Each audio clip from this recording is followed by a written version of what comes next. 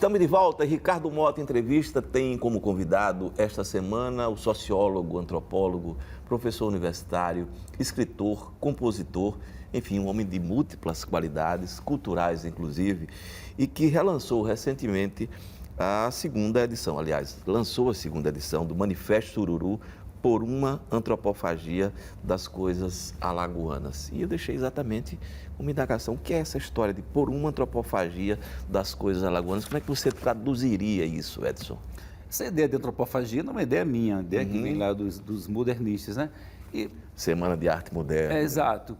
Veja só, Ricardo, é uma ideia, né? Vejam só, esse texto surge, citar um pouco o texto, vou ser bem breve quanto a isso, ele surge durante o governo Ronaldo Lessa, que era um governo que estava trabalhando muito a questão da identidade. Pela primeira vez, o governo incorpora como projeto de governo, como plano de governo, a identidade alagoana.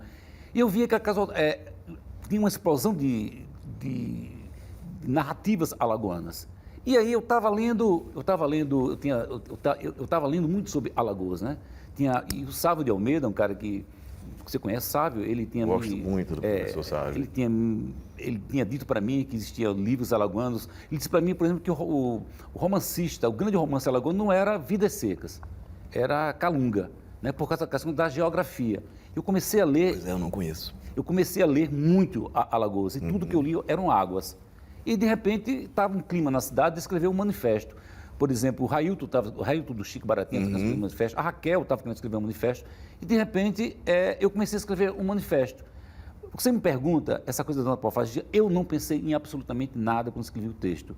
Eu comecei a escrever um texto que eu citava outros autores, Graciliano Ramos, Jorge de Lima. De repente eu disse, vocês vão sair daqui, são convidados, mas vocês vão sair daqui. O texto ficou nu. E eu passei 2 anos, eu lancei o texto em 2005,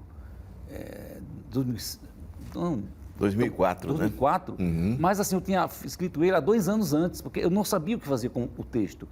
E aí, quando eu fiz o texto, essa coisa por uma antropofagia das coisas alagoanas, porque a ideia de Alagoas, consumir Alagoas, de uma ideia que surgiu depois, né?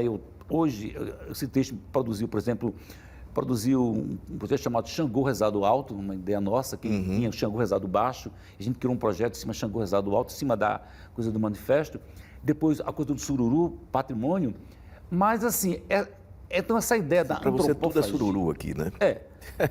Essa ideia da no bom e no mau sentido, né? No bom e no mau sentido. Essa ideia de uma antropofagia alagoana é como se eu tivesse percebido, já ali naquele momento, uma coisa que não tinha ainda conceituado, de uma Alagoas profunda. Essa Alagoas está para além de sol e mar, né? Essa Alagoas, veja, essa Alagoas profunda que eu falo no manifesto a partir das Alagoas, não pode ser uma camisa de força para toda Alagoas. Existe uma Alagoas profunda no sertão, no Agreste, que Graciliano Ramos escreve. Existe uma Alagoas profunda no Mar das Lajes, do Disseu Idoso. Mas assim, eu coloco essa ideia de uma Alagoas profunda na questão das águas lacustres, porque as águas lacustres foram fundamentais para a colonização de Alagoas, né?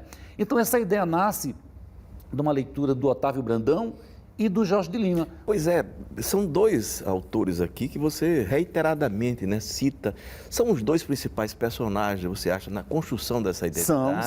São. Porque o Otávio Brandão, ele vai escrever um livro chamado Canais e Lagoas, né? Ele tinha 19 anos, né? Ele faz 45 viagens e ele descreve... E como escreve bem, né? Apaixonadamente sobre a Lagoa Mundaú, com muita tristeza, como sempre, né? Que eu digo que é uma espécie de projeção do imaginário desses intelectuais. 13 anos depois, Jorge de Lima vai pegar... Veja, Jorge de Lima jamais escreveria Calunga sem Canais e Lagoas. Por que isso? Porque ele morava em União dos Palmares. Ele vai escrever, assustador, como ninguém tinha percebido isso, olhando para Canais e Lagoas. Só que ele vai vestir Canais e Lagoas um livro naturalista, seco.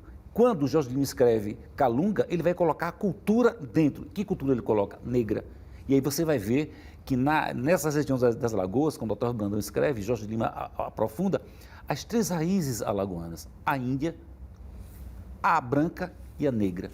Ou seja, aí você vai ver como essas raízes alegóricas, os nomes índios, negros e brancos, como isso vai estar no livro do Calunga.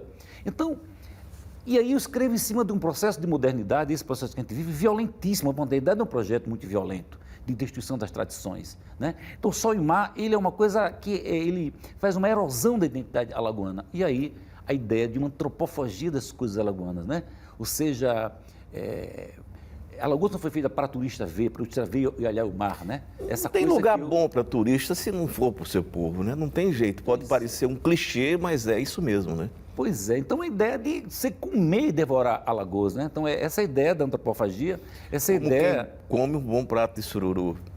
Sim, mas sururu, o maçuninho, o caranguejo sá, essa coisa... Você tem seu momento proustiano aqui quando você se refere, né? Total. O texto ele é muito proustiano, ele é muito uma busca pela experiência, pela reminiscência, né? O texto é toda uma alegoria da reminiscência, né? Ele remete para lugares completamente primitivos, lugares de reminiscência, né? No qual, e aí isso é que pega o texto... Aquele universo da tua rua ali, né? Exato. São passagens, por isso o texto toca nas pessoas, né? Nessa modernidade, a gente perde o contato, ele remete para experiências muito, muito cotidianas, né? O meu sururu... E muito comuns, né? Muito comum. Há várias gerações, né? Muito comum. Como se através do acesso do sururu, você tivesse acesso a uma memória ancestral de Alagoas. É essa, mais ou menos, a ideia que a gente trabalhou, né? Essa ideia é uma ideia seminal no texto, né? Olha, eu vou fazer um intervalo, mas vou deixar aqui uma provocação, para você ir pensando logo sobre isso aqui. Num ensaio, aliás, ótimo ensaio, né? De apresentação do Dirceu Lindoso, do seu livro, ele fala sobre a culpa que nós carregamos como povo. Você concorda com isso? Daqui a pouco.